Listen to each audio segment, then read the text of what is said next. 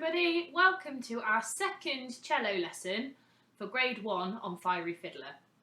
Today we're going to be looking at the next 8 bars of the piece of music, and we will be working on our D major descending scale, and we will be practicing bow control, crossing strings, as well as using the correct dynamics and also learning how to read the music. Good luck everybody! If you look to the left-hand side of your screen, you should be able to see 3 symbols. Can you remember what they mean? Try to remember this from our last session, and remember, don't cheat. Most of the music in Fiery Fiddler requires you to control your bow whilst crossing the D and A strings. This takes quite a bit of practice. Pause the video for a few seconds to practice this with long legato bows across the 2 strings. Focus on making a really strong, good and steady sound. If you look at the 2 pictures below, you will see the difference in height of the elbow. A high elbow for the cello would mean the A string, our thinnest string. And as the elbow gets lower down, you would move down to your D, then your G, and your thickest string, with your elbow at the lowest, is your C string. We're now going to practice our D major descending scale. We need our 4th finger on our green sticker on our A string. 1, 2, 3, 4. Now yellow. Now red. Open A string. Green on D. Now yellow. Now red. Open D. Please pause the recording now so you can practice this a few times with me by rewinding the video. We're now going to practice our string crossing. We're going to start on our A string with our chicken wing up in the air, and then we're going to move it down so we're on our D string. I'm going to play it first and then I want you to copy me back. 1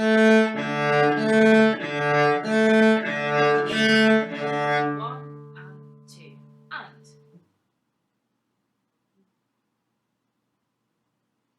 Good. We're now going to practice it the other way round. So we're going to start on our D string and then go up to our A string. So our chicken wing starts lower this time. 1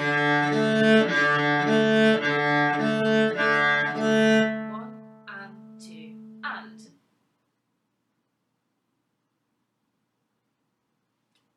Good work. If you need to do this a few more times, just pause the video and rewind. Did you remember what the symbols were? Here are the answers to check if you were right. Number 1 was mezzo forte, which means medium loud. Number 2 was a repeat mark, which means to go back and repeat that section that you've just played. And number 3 is the time signature, which shows how many beats are in a bar. And here we only have 2 beats in the bar. I've also included the dynamics chart from the last video. I hope that will be able to help you work out my next question. I've included a bit of the music that we're going to be looking at in a second. How loud do we need to play it? Look at the dynamic marking underneath and check out the diagram to work it out.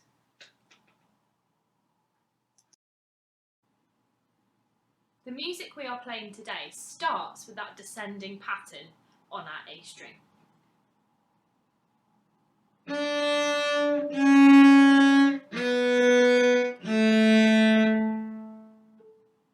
But what we need to do now is put an open D in between each of our notes on the A string to sound like this.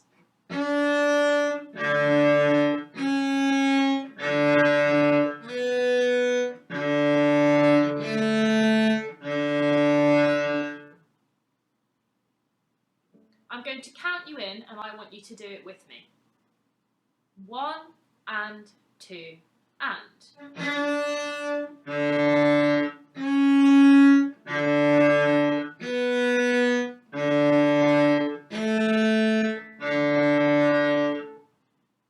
Good. If you need to do that again, just rewind this recording and have another go.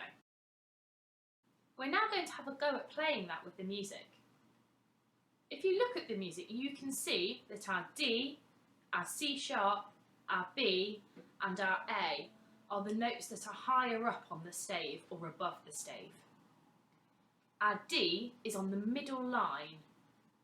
Let's have a go now at playing it together. 1 and 2 and.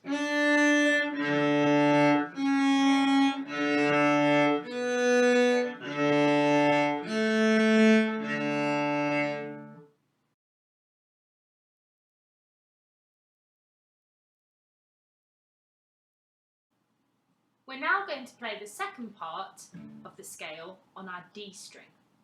We start with our fourth finger on our D for the G, 3 for the F sharp, and then 1 for the E. And in between we now play our A string. When we finish that, we then do 1 and then 3 on our A string for our B and then our C sharp. 1 and 2 and.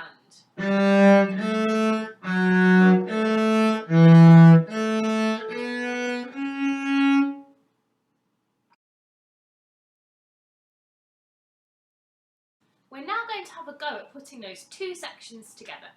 So we're going to start with our fingers on our A string, playing an open D in between, and then we're going to move our fingers to our D string, playing an open A in between, then putting our fingers on our A string to finish. When we're playing our open strings, we want to try and make sure our fingers are out the way so that we're not catching them on the open string. At the beginning of the piece of music, you can see an F underneath.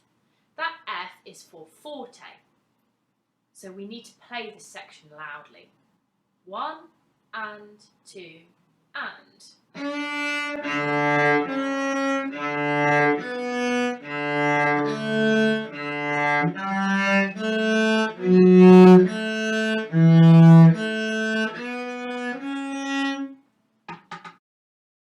The next 2 bars of the music start in exactly the same way. Just have another practice of this for a few more seconds before moving on to the video to complete that next line.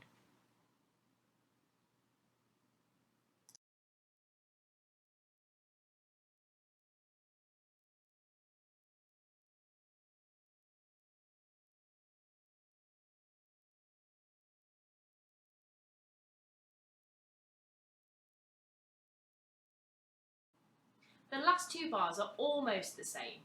They start the same. We do our G, open A, our F sharp, open A.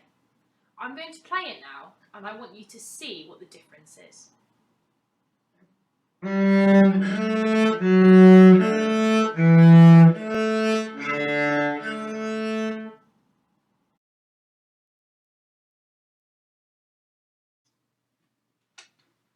Here is all the music for bars 9 to 16 of Fiery Fiddler. Have a listen to me play it first and then practice. You can then rewind the video to play with me. Remember to control your bow, follow the dynamics, and don't forget that repeat. The dynamics, just so you remember, are forte, which means loud. 1 and 2 and.